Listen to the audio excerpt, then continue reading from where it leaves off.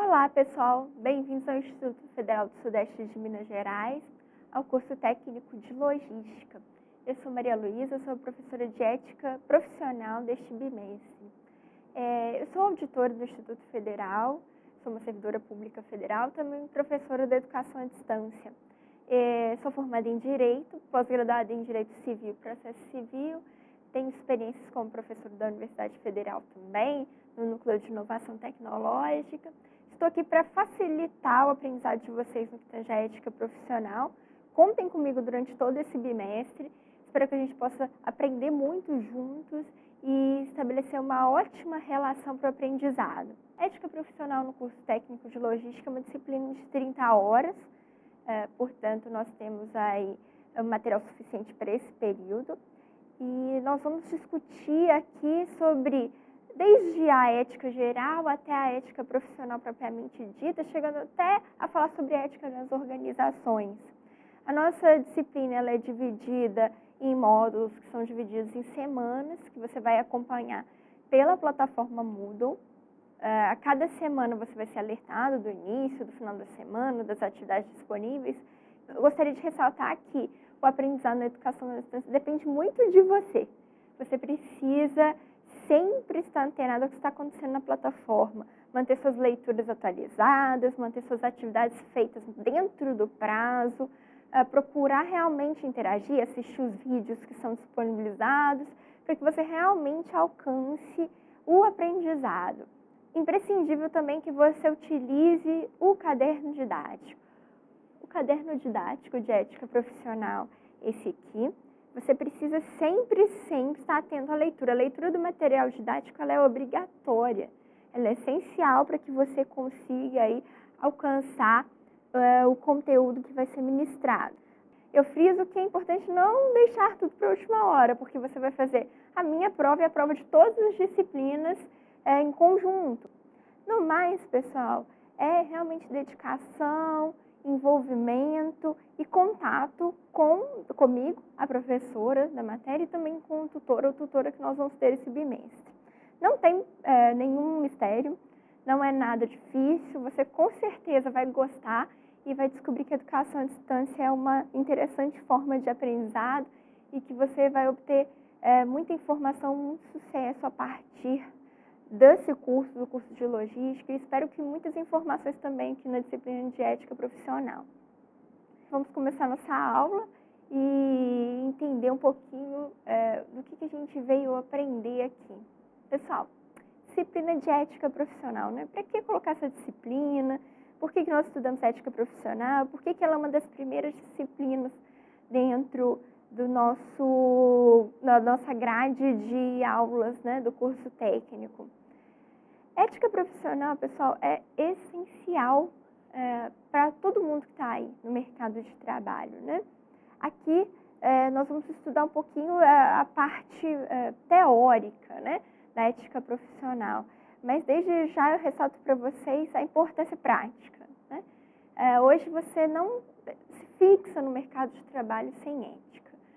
Você não adianta você ser extremamente competente do ponto de vista técnico se você não tem ética dentro do mercado de trabalho. Isso vale tanto para você enquanto profissional liberal, enquanto profissional regido pela CLT, né, que tem uma carteira de trabalho. Vale também para você enquanto empreendedor, que tem a sua própria empresa. Se aplica também, vale para você servidor público, caso você seja um servidor público, também se aplica a ética profissional. Então, de uma forma geral, ela é uma matéria extremamente abrangente e que é importante para a formação profissional. Então, por isso ela é uma disciplina introdutória, uma disciplina do primeiro bimestre, né? Justamente porque ela é essencial para o início da sua formação. Então, de pronto, é uma coisa importante de se aprender. Nós vamos começar as nossas aulas falando da ética em geral, né? Então, nós começamos do mais amplo até chegar na parte da ética profissional propriamente dita. Primeiro assunto que nós temos que pensar quando a gente pensa em ética profissional é o ser humano. Por que o ser humano? Vamos pensar aqui. uma alcateia, né? Um conjunto de lobos. Se fala em ética, quando a gente está falando de um conjunto de lobos, um conjunto de cachorros. A gente fala em ética dos cachorros? Não, né? A gente fala em ética quando a gente está falando de ser humano. E por que isso? Por quê? Né? Necessariamente esse assunto ética, e consequentemente a mais específica, ética profissional, está associada à própria humanidade. Né? É coisa de gente. Por que é coisa de gente? Porque nós, seres humanos, temos características próprias que nos levam a essa discussão quanto ao comportamento. Né? E a primeira pergunta que eu faço para vocês é: o que é o ser humano? O que caracteriza o ser humano? O que nos diferencia das demais espécies do reino animal, de outras espécies de outros reinos? Por que nós somos seres humanos? É a primeira pergunta que nós temos que fazer para entender este contexto. Né? E essa é uma pergunta feita desde os primórdios da vida. Né? Muito antes do que nós estamos conversando aqui, em eras muito mais anteriores, nós tínhamos essa discussão, né? É uma discussão constante da filosofia. O que caracteriza o ser humano? Né? É uma questão principal, discutida por Aristóteles, por Platão, por filósofos ligados à religião, e é uma questão que se discute até hoje. O que nos caracteriza como humanos? Basicamente, em termos de filosofia, nós temos duas correntes, uma monista e uma dualista. A teoria monista, que vai dizer que o homem é um ser único e indivisível, que não existe a ideia de humanidade, que essa passa a ser uma ação concreta do ser. E uma teoria dualista, que o homem é dividido em duas substâncias diferentes, o corpo e a matéria. No mundo das ideias, né, está a perfeição do ser. Então, nós temos essas duas teorias que tratam do ser humano. Uma que entende que ele é uma coisa só, e outra que divide ele em matéria e espírito. Né? O que nós podemos concluir dessas duas teorias que estão mais detalhadas até no nosso material? Que ambas são reducionistas, não explicam o homem na sua totalidade. Nós nem somos uma coisa só, nem somos coisas divididas, né? Desconsideram o homem como um ser único e original. O homem não é simplesmente a união de duas substâncias diferentes e sobrepostas, quer dizer, a matéria e o espírito. Não é isso. E você tem questões culturais e questões que influenciam na formação humana. Então, nós somos mais do que nós mesmos. Nós não somos um fim em si mesmo, né? O homem, ele tem um contexto social.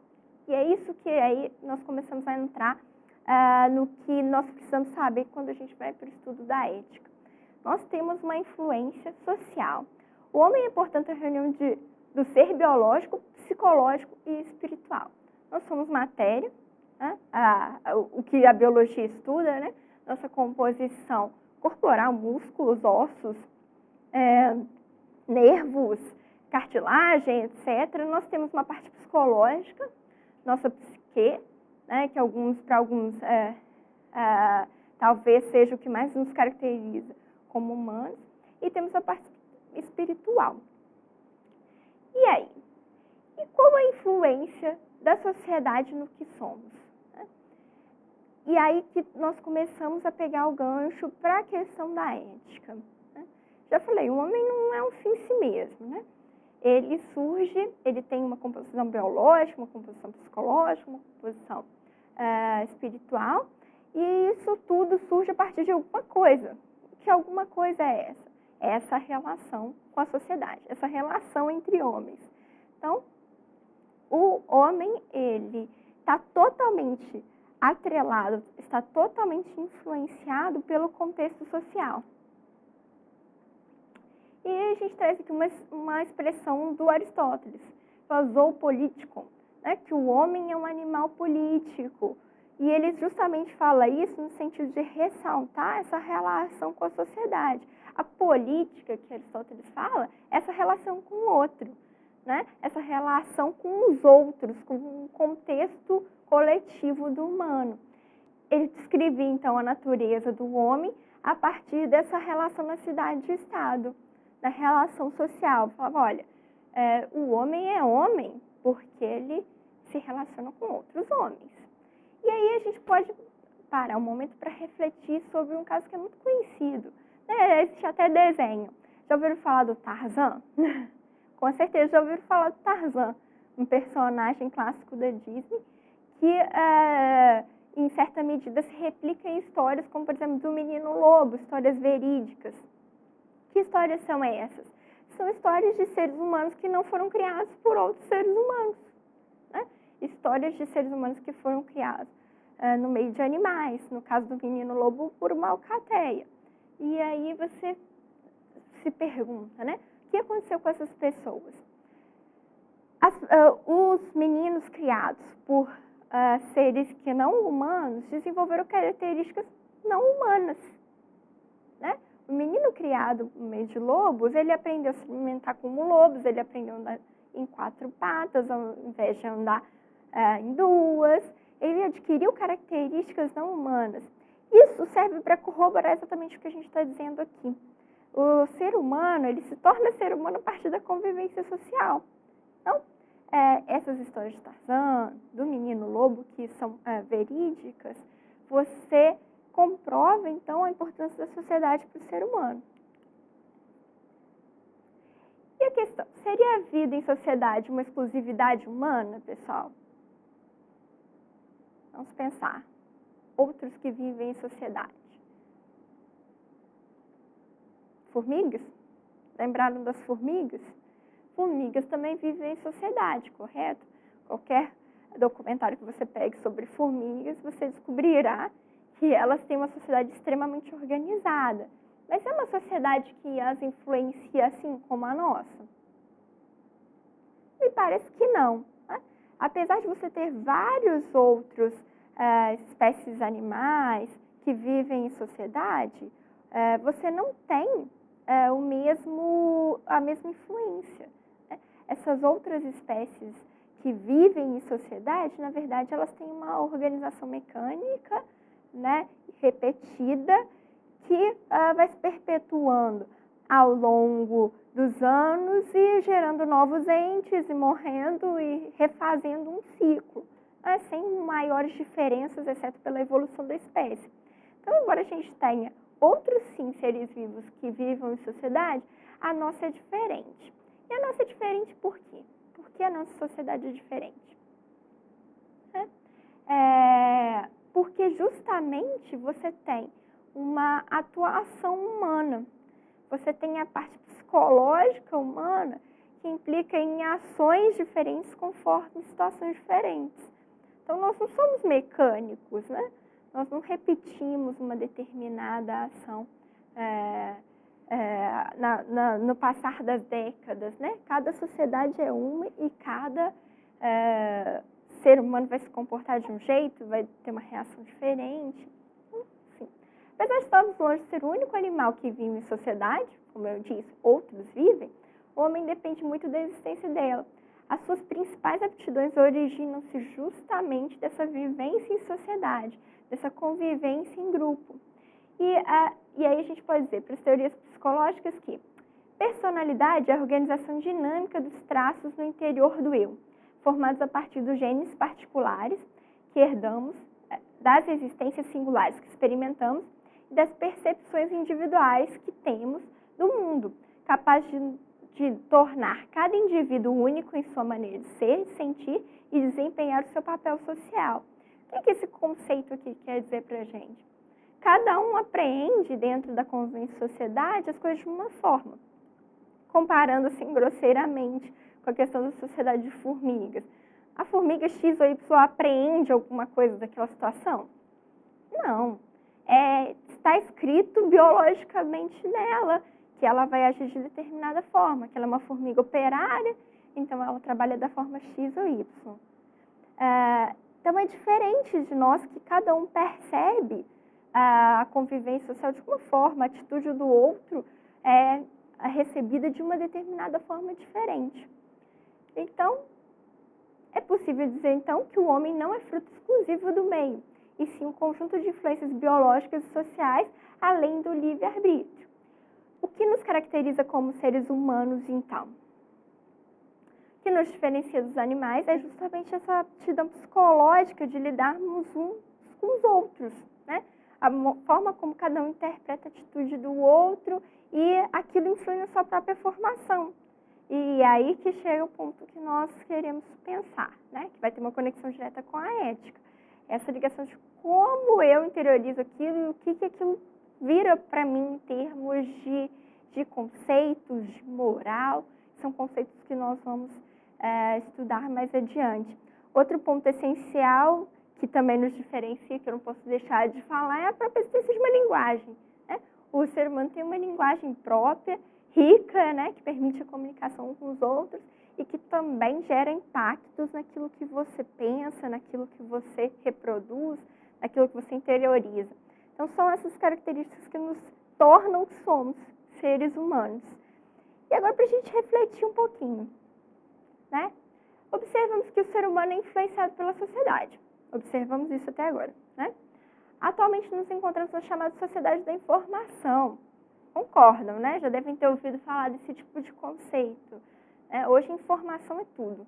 Informação tem mais valor que bens materiais. Você encontra na informação um caráter econômico, social, político de grande relevância. Hoje, podemos falar que a informação é tudo, é ouro, né? Então, estamos nesse período da existência humana. Neste contexto, qual seria o papel da mídia na formação humana? Vamos refletir um pouco sobre o nosso contexto atual.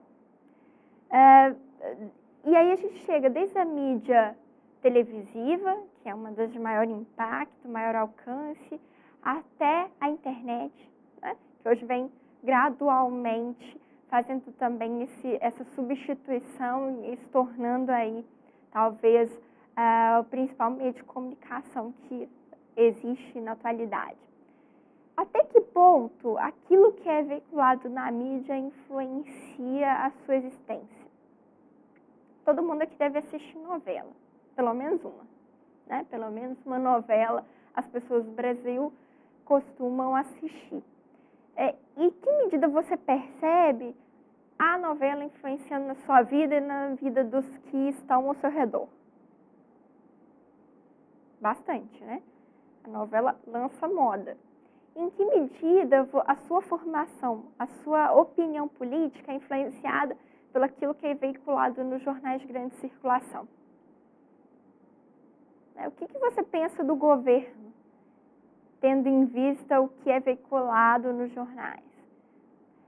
A mídia ela tem exercido efetivo e importante papel na formação do coletivo, né? Ao ponto de alguns chamarem a mídia de o quarto poder, né? De tão impactante tem sido a questão da mídia. Então, fica aqui, a gente deve refletir sobre isso, para que a gente possa discutir mais adiante nos nossos fóruns sobre a importância da mídia, no contexto, na formação social da sociedade, e também no contexto individual, na formação de cada um de nós. E a gente se vê na próxima aula para discutir mais um pouquinho sobre ética geral.